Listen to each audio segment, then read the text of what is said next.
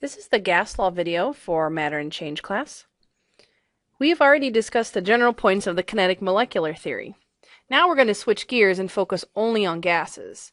Gases are unique in that they follow very predictable laws when they are at certain temperatures and pressures. So before we move on, you should familiarize yourself with the kinetic molecular theory and how it pertains specifically to gases. So you might want to stop the video and copy down these points if you don't already have them in your notes.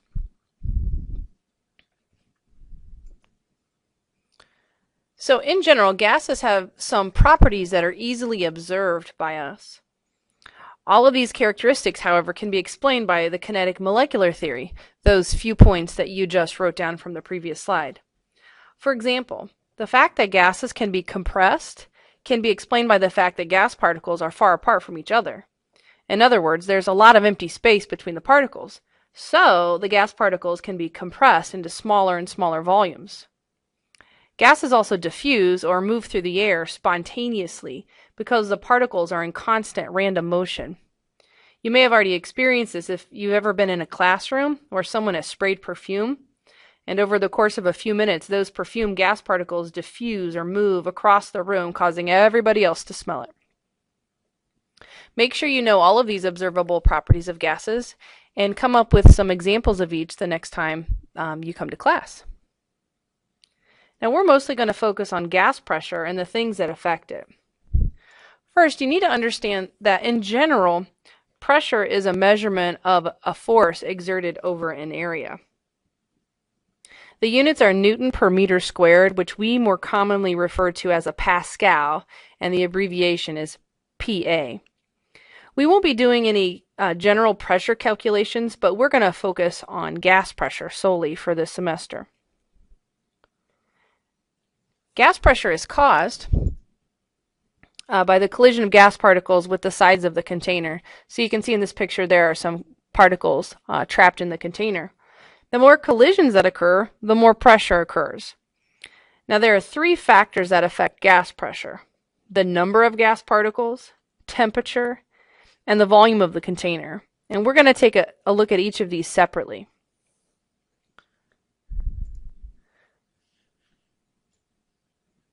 So I'm going to pull up a simulation for you. See if I can make this fit on the screen. There we go. And what we have here is an apparatus that I can change the pressure by changing the number of particles, the volume of the container, or the temperature of the container.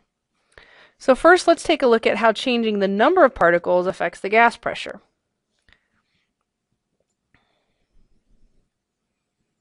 As you can see, when I add gas particles, the pressure goes up. But why? Well, if you notice, when there are more particles, then there are a greater number of collisions that can happen with the sides of the container. Therefore, the pressure goes up. If I release some of the particles by opening up the container, I allow some of these particles to escape. You can see the number of collision decreases and the pressure decreases.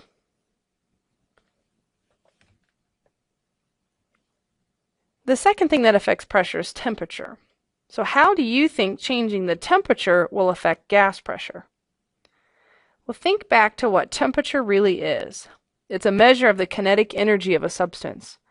So if you add heat energy, the motion of the particles increases, causing an increase in temperature. When the temperature or kinetic energy is increased, then the number of collisions of the particles with the sides of the container will go up, as we see an increase in pressure. So I add heat energy, the particles speed up, the temperature increases, and the pressure goes up. Of course, if we remove heat energy, causing the temperature to decrease, the particles slow down, the number of collisions decrease, and the pressure decreases. The relationship between pressure and temperature is the reason why there are warnings on the sides of aerosol cans to not expose them to extreme heats. Let's expose this can to extreme heat. It might take a few seconds. But if I continue to add heat to it, the particles continue to increase their velocity until an extreme pressure is resulted, and the container can no longer hold that much pressure. And so that would be what we see as an explosion. Not good.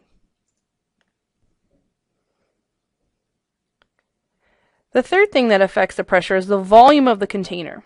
If we increase the volume of the container, first I have to put some gas particles in. If we increase the volume of the container, notice that the number of times the gas particles can collide with the container goes down. Therefore, the pressure that we read here on the gauge decreases. However, if we decrease the volume of the container,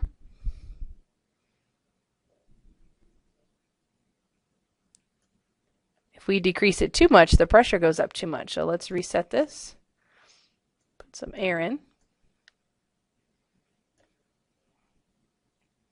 We'll let the pressure equalize real quickly. And I'm going to decrease the volume. You'll notice that the number of collisions increases and the pressure goes up because of the increase in the number of collisions. So let's summarize what we just saw.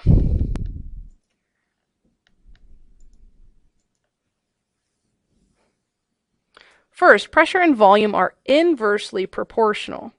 This means as one of the variables is increased, the other variable decreases by the same amount. For example, if we double the volume of the container, the pressure will decrease by half. The opposite happened. This relationship is what we call Boyle's law. Graphing an inverse proportion like Boyle's law looks like the following. You'll see it's a nonlinear function. This is the formula you might want to put down into your notes for later. Now the temperature of a gas also affects its pressure.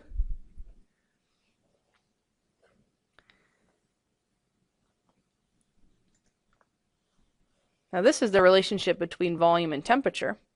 But we know that as temperature goes up, the volume goes up. And that's because the particles are moving faster and faster. And if it's in a container that can change size, like a hot air balloon, then the volume will be increased because the particles are hitting the sides of the container more often. Now this law is what we call Charles's law. Charles was one of the first individuals to create a hot air balloon. Here's a picture of one of the earliest hot air balloons. It has a gondola or a boat attached to the bottom, and that's where people would ride in.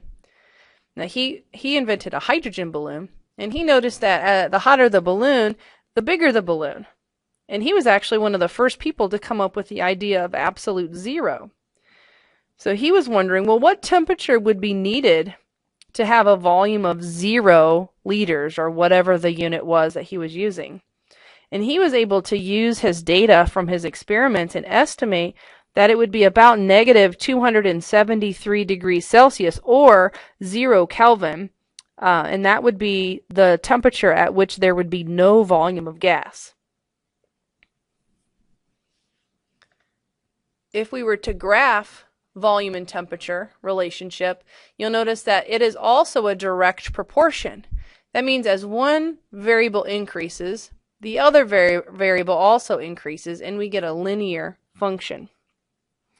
So if we were to double the temperature, a direct proportion tells us that as one variable changes, the other variable changes in the same way. So if we double the temperature, the volume also doubles. Again, this is a direct relationship, and when we graph it, we get a nice straight line. The last relationship that we looked at was the effect of temperature on the pressure of gas. Increasing the temperature increases the speed of the gas particles, which increases the number of collisions, which ultimately results in an increase in pressure. So pressure and temperature are also directly proportional. As one of the variable changes, the other variable changes in the same way. If we double the temperature of a gas, then its pressure will double. Now that's why we have warnings on these types of containers to not store in extreme temperatures, because if we double the temperature of the container, then the pressure doubles, and this container can only withstand so much pressure before it explodes. Now we are going to be discussing these gas laws in more detail, and we will start using the formulas to predict how gases change. Be sure that you've gotten down the formulas for the two gas laws. That's Boyle's and Charles's law. This slide that you're looking at right now is also useful because it lists all the various units that you'll be encountering over the next few days. So you might want to jot these down. There are lots of different pressure units. There are many different volume units of gas that you can encounter. But you'll notice there's only one temperature unit. We will always use Kelvin when we talk about the gas laws. Please come to class with your notes next time, and be sure to be prepared to answer questions or to ask any questions of things you might not have understood on this video.